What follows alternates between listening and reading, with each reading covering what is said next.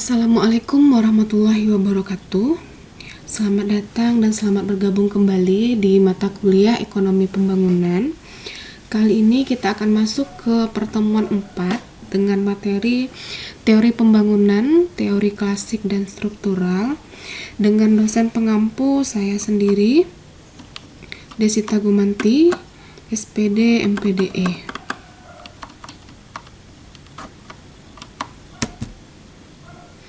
Oke, sebelum masuk ke teori-teori pembangunan, sebelumnya kita sudah bahas terlebih dahulu di pertemuan sebelumnya mengenai perbedaan pertumbuhan ekonomi dengan pembangunan ekonomi. Nah, tentunya saudara masih ingat ya, apa bedanya pertumbuhan ekonomi dengan pembangunan ekonomi.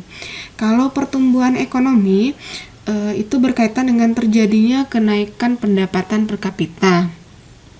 Dan sementara pembangunan ekonomi, dia terjadi juga kenaikan pendapatan per kapita, tetapi diiringi dengan perubahan struktural dalam negara tersebut ya. Nah, apa saja yang dikategorikan dengan perubahan struktural itu?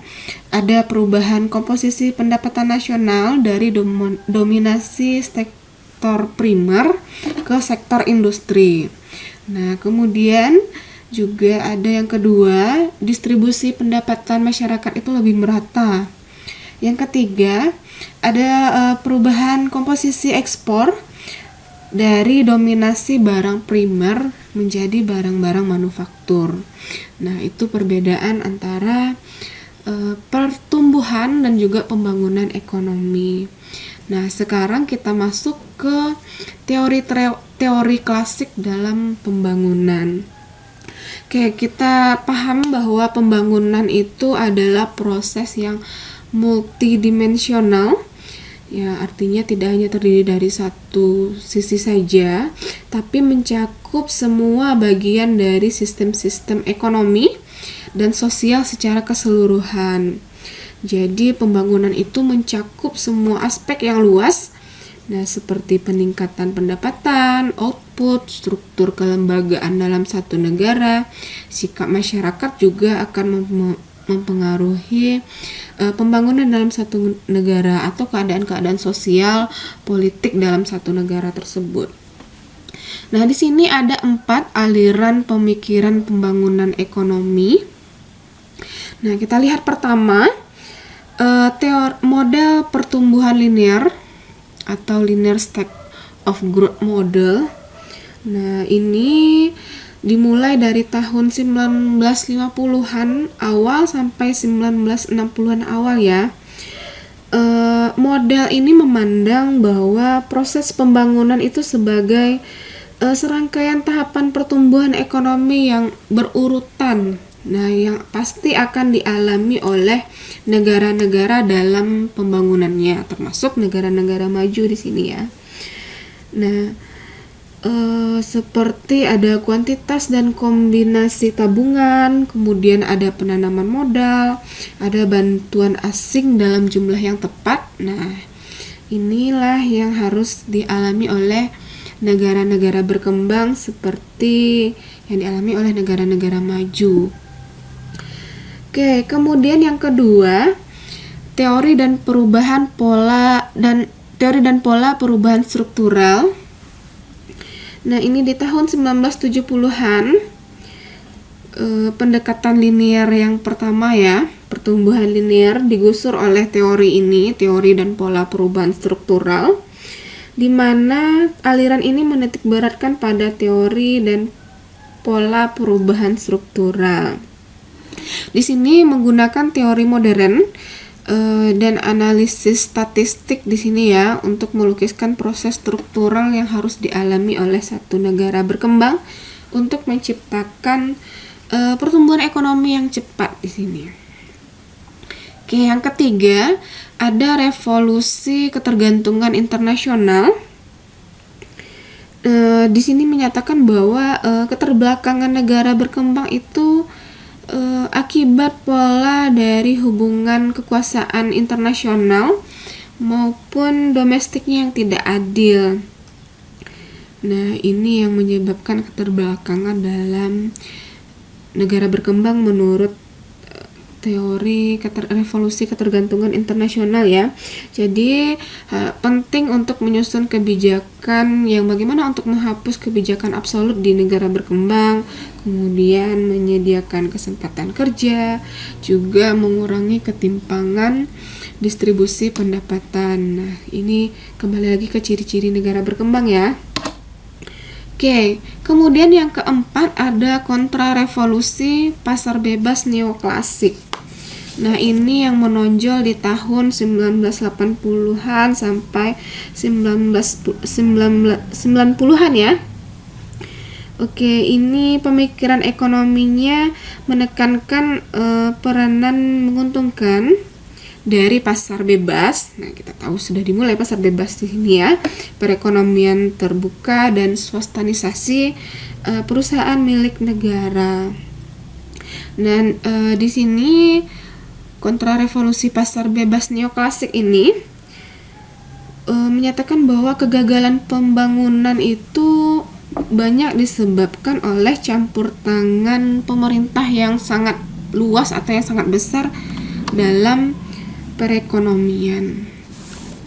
Oke, nah itu secara umum Ibu jelaskan mengenai 4 teori pertumbuhan ekonomi secara klasik ya. Oke, kita lihat di sini ada yang pertama teori tahapan linear ya, dan pembangunan sebagai pertumbuhan. Oke, yang pertama kita lihat pertanyaan pokoknya, apakah semua negara yang kini menjadi negara industri atau negara maju ya pernah menjadi negara agraris yang terbelakang? Nah, gimana menurut saudara? Apakah negara-negara maju itu awalnya mereka adalah sama seperti negara berkembang sekarang ya, adalah negara agraris yang terbelakang? Nah, kemudian bagaimana pengalaman transformasi ekonomi dari masyarakat agraris yang subsisten menjadi negara industri modern? Nah, berdasarkan pertanyaan tersebut gitu ya. Nah, ada 2 pemikiran untuk kebijakan dan tindakan yang tepat yang dapat dilakukan. Yang pertama adalah injeksi modal atau investasi secara besar-besaran. Nah, ada akumulasi kapital di sana. Kemudian yang kedua adalah pengulangan secara historis dari negara-negara yang telah menjadi negara industri. Nah, itu teori tahapan linear dan pembangunan sebagai pertumbuhan. Kemudian dalam teori struktural ini teori pertumbuhan linear ini ada ahlinya ya, 2, W.W. Rostow sama Harold Domar. Oke, kita lihat dulu pendapat Rostow. Rostow menyatakan bahwa perubahan dari keterbelakangan menuju kemajuan ekonomi itu dapat dijelaskan melalui satu seri tahapan yang harus dilalui oleh semua negara ya. Nah, ada 5 tahap pertumbuhan ekonomi yang harus dilalui oleh setiap negara yang disampaikan oleh W.W. Rostow ini ya. Ini terkenal sekali. Pertama adalah tahap masyarakat tradisional. Nah, kalau menurut Rostow, masyarakat tradisional merupakan masyarakat yang fungsi produksinya sini masih terbatas. Nah, di mana cara produksinya itu masih primitif dan juga sangat dipengaruhi oleh nilai-nilai tradisional atau adat istiadatnya. Yang kedua,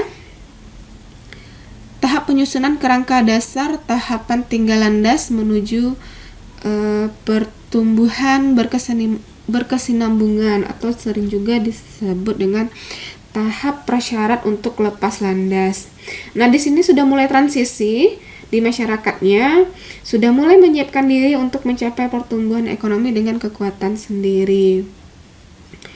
Oke, di mana ada perubahan-perubahan kemampuan masyarakatnya sudah mulai menggunakan pengetahuan modern, sudah mulai penemuan-penemuan baru untuk menekan biaya-biaya produksi gitu ya. Jadi biaya produksi tidak terlalu tinggi, sudah kita gunakan teknologi atau penemuan-penemuan baru.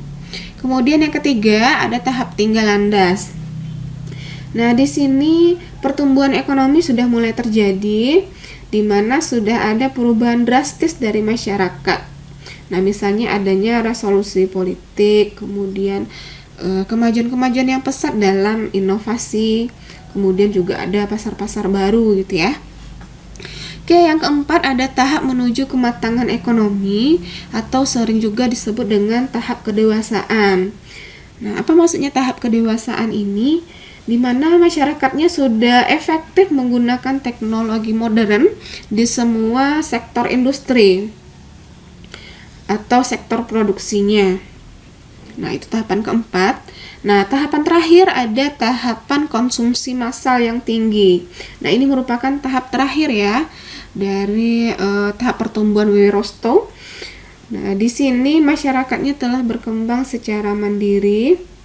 Jadi masyarakat itu fokusnya tidak lagi ke konsumsi kesejahteraan, tetapi juga sudah terfokus kepada kesejahteraan gitu ya, tapi tidak lagi ke masalah produksi di sini. Nah, kalau kita lihat di negara maju itu sudah melampaui tahap tinggal landas ya. Nah, sementara masyarakat negara berkembang itu masih pada tahap masyarakat tradisional. Oke, kemudian Rostow menambahkan lagi pada tahapan tinggal landas. Sini tinggal landas berarti sudah masuk ke negara-negara maju ya. Kondisi negaranya sudah dapat menabung dan menginvestasikan 15-20% dari GDP-nya atau dari pendapatan nasionalnya. Nah, diproyeksikan akan mengalami pertumbuhan ekonomi secara lebih cepat. Nah, dibandingkan dengan negara lain yang menabung kurang dari proporsi tersebut, jadi kurang dari 15-20%. Nah, Rostow yakin bahwa ini merupakan langkah kunci untuk memacu pertumbuhan ekonomi dan pembangunan melalui peningkatan total tabungan nasional dan investasi. Oke, kemudian hambatan utama dalam kemajuan pembangunan selama ini menurut Rostow ya, di mana adanya terbatasnya peluang pembentukan modal baru, apalagi di negara-negara miskin ya, sehingga negara-negara berkembang itu sepertinya kita lah ya, mencari bantuan pinjaman luar negeri, gimana cara kita menarik investor dari perusahaan-perusahaan luar negeri, gimana mereka untuk menanamkan modal di negara kita. Jadi untuk pembentukan modal baru kita masih sangat mengharapkan bantuan dan investasi dari negara-negara lain gitu ya. Nah, jadi kendala modal dalam pendekatan pertumbuhan ini dijadikan alat pembenaran gitu ya. Nah, modal yang menjadi utama dalam hambatan di negara berkembang untuk meningkatkan pertumbuhannya gitu ya. Oke, nah itu pendapat W.W. Rostow. Nah, dalam pertumbuhan linear kita ada pertumbuhan Harrod-Domar juga. Nah, di sini menurut Harrod-Domar salah satu taktik pokok untuk tinggal landas. Nah, di sini dia lebih menekankan kepada dana tabungan ya, guna menciptakan bekal investasi dalam jumlah yang memadai untuk mempercepat pertumbuhan ekonomi. Oke, mekanisme perekonomian yang mengandalkan peningkatan investasi demi mempercepat pertumbuhan ekonomi dijelaskan melalui model pertumbuhan Harrod-Domar ini ya. Oke, menurut Harrod-Domar, setiap pertumbuhan itu dasarnya harus mencadangkan tabungan atau sebagian pendapatan nasional atau GNP untuk menambah atau menggantikan barang-barang modal. Nah, misalnya gedung, alat-alat, bahan baku gitu ya. Nah, kita tahu kan gedung, alat-alat bahan baku atau mesin itu akan mengalami penyusutan. Nah, kemudian untuk memacu pertumbuhan ekonomi diperlukan juga investasi baru yang merupakan tambahan neto dari cadangan atau stok modal, atau sering juga disebut dengan capital stock. Nah, kalau kita asumsikan ada hubungan ekonomi yang langsung antara besarnya stok kapital dengan GDP total. Nah, jika dibutuhkan modal sebesar 3 US dollar untuk menghasilkan 1 US dollar dari GDP, maka setiap pertumbuhan neto stok kapital dalam bentuk investasi baru nanti akan memberikan kenaikan arus output ya, atau GDP, atau kenaikan pendapatan nasional. Nah, kita lihat di sini model pertumbuhan Hardt-Dommer ini. Kita lihat di sini tabungan atau saving atau S merupakan bagian dari pendapatan nasional atau sering disebut Y ya. Sehingga fungsi tabungan itu berbentuk S besar sama dengan SY gitu ya. Kemudian investasi neto atau I sebagai perubahan stok modal atau kita singkat K yang diwakili oleh delta K, sehingga karena dia perubahan stok modal jadi tentunya kalau stok modal saja K ya, tapi kalau perubahan stok modal delta K, sehingga persamaan sederhananya I investasi sama dengan delta K, K per Y sama dengan K kecil ya. Kemudian delta K dibagi dengan delta Y sama dengan K kapital ya. Kemudian delta K sama dengan K delta Y. Oke, kemudian tabungan nasional neto harus sama dengan investasi neto, berarti saving sama dengan investasi, jadi S sama dengan SY. I adalah delta K, berarti sama dengan K dikali delta Y ya. Oke, jadi hasil akhir persamaan Hardt-Dommer itu adalah delta Y per Y sama dengan S per K. Nah, kita lihat di sini sisi sebelah kiri adalah pertumbuhan GDP sama dengan rasio tabungan nasional dan rasio modal.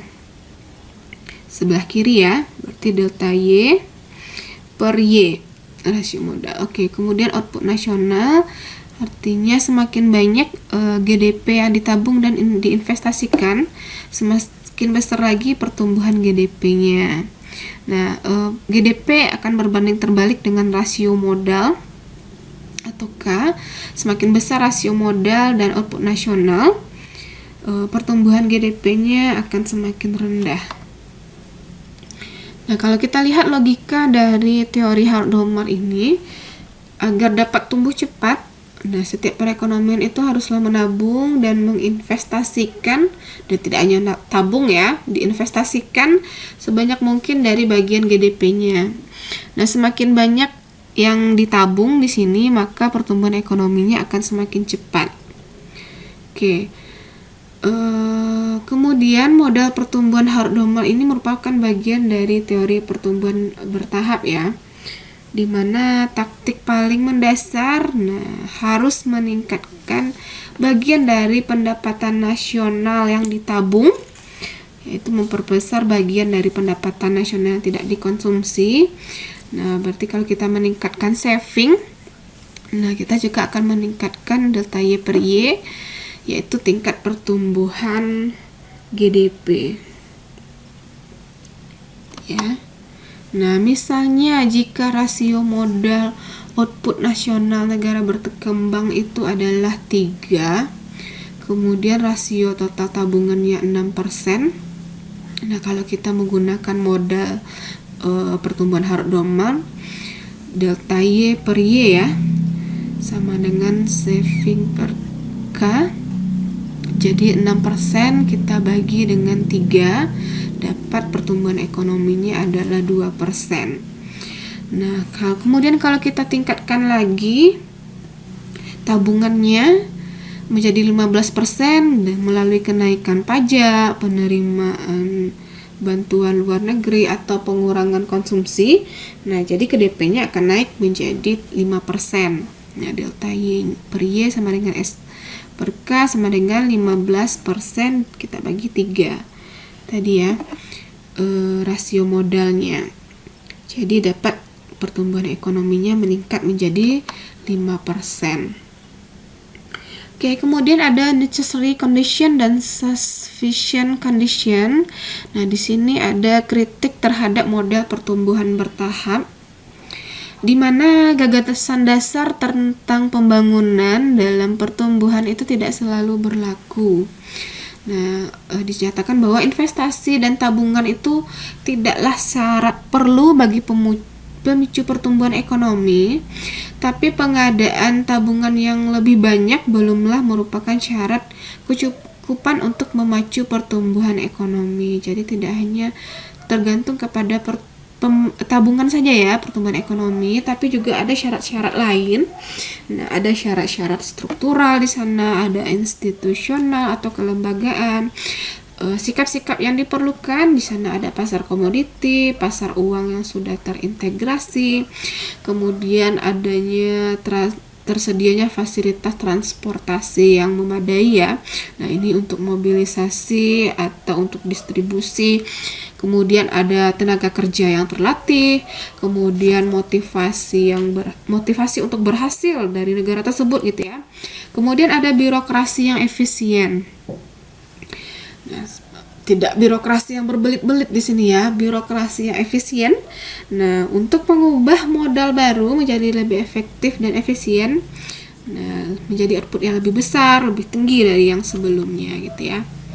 Nah, cuman kita lihat negara berkembang itu masih sangat kekurangan dalam faktor-faktor komplementer atau pelengkap untuk memacu pertumbuhan ekonominya. Nah, misalnya pertama adalah kita lihat kecakapan manajerial, bagaimana memanage dalam ekonomi dalam satu negaranya gitu ya. Kemudian tenaga kerja yang terlatih, kemudian juga kemampuan perencanaan dan pengelolaan proyek pembangunan. Nah, dalam gimana pelaksanaan dalam perencanaan, pengelolaan proyek-proyek pembangunan itu benar-benar tepat sasaran gitu ya. Oke, kita masuk ke yang kedua, model perubahan struktural atau structural change theory. Di sini memusatkan perhatiannya pada mekanisme yang memungkinkan negara berkembang itu untuk mentransformasikan struktur perekonomiannya dari perekonomian subsisten. Ingat ya, perekonomian subsisten artinya perekonomian yang hanya bersifat minimalis, sederhana untuk mencukupi kehidupan sendiri gitu ya. Bagaimana cuman untuk bertahan hidup. Nah, ke perekonomian yang lebih modern. Nah, berorientasi ke kehidupan kota, memiliki sektor industri manufaktur yang bervariasi serta sektor jasa yang tangguh di sini ya.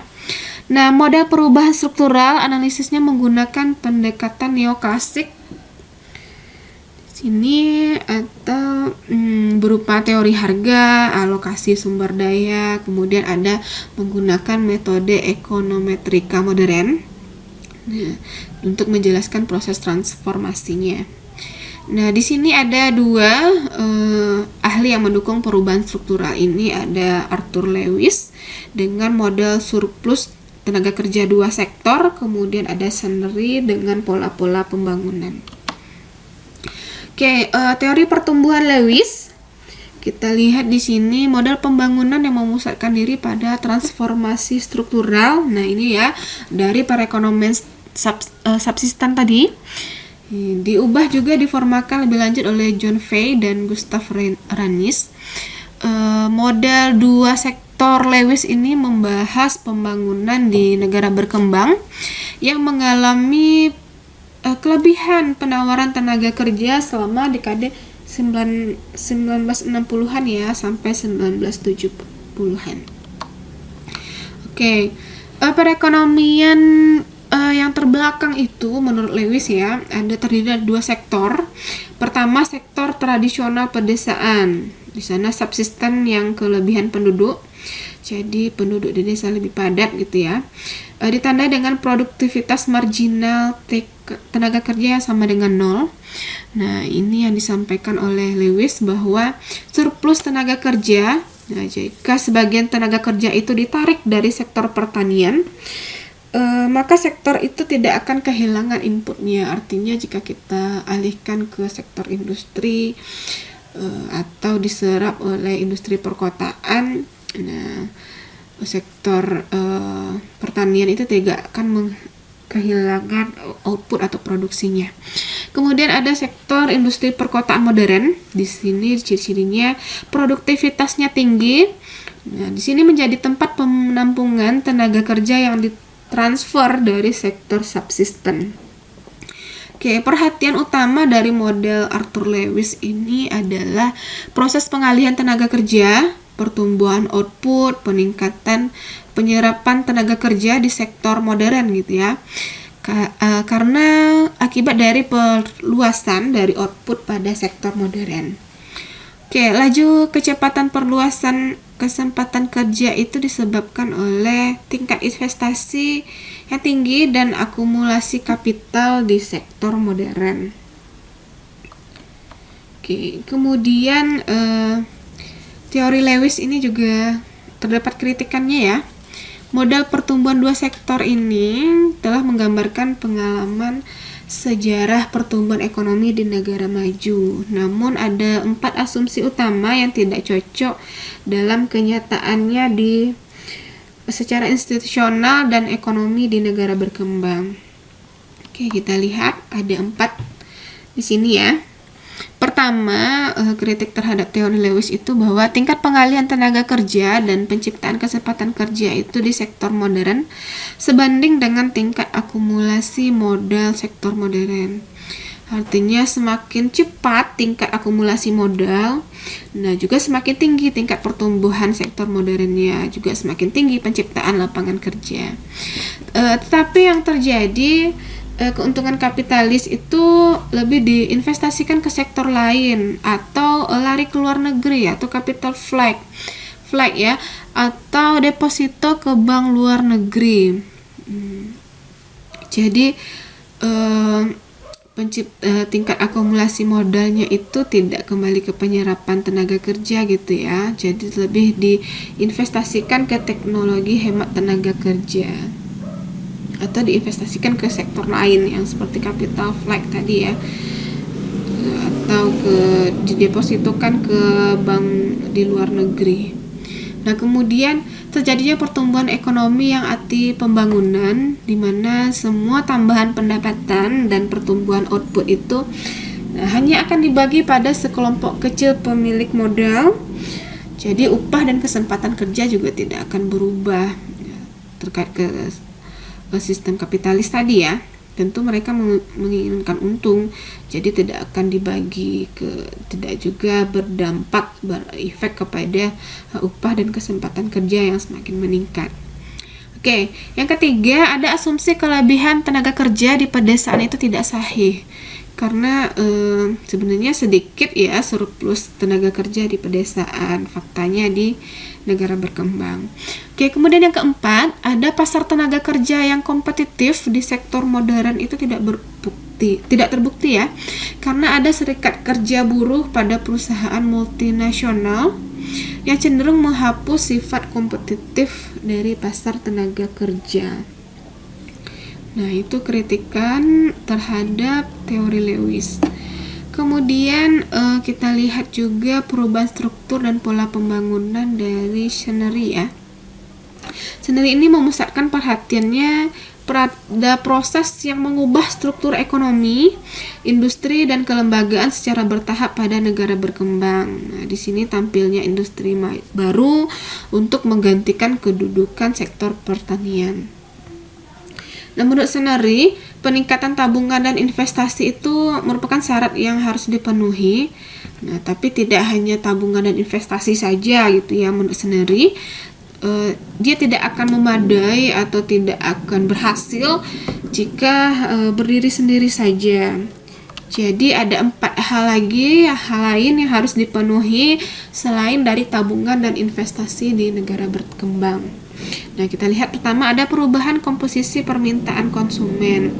Jadi lebih bervariasinya antara komposisi permintaan konsumen, sehingga juga penawaran dari produsen juga akan bervariasi lagi karena seiring dengan perubahan komposisi permintaan konsumen. Kemudian ada perubahan perdagangan internasional. Nah, negara berkembang sebagai bagian integratif dari sistem perdagangan dunia. Nah, jadi negara berkembang juga harus aktif ya dalam sistem perdagangan internasional.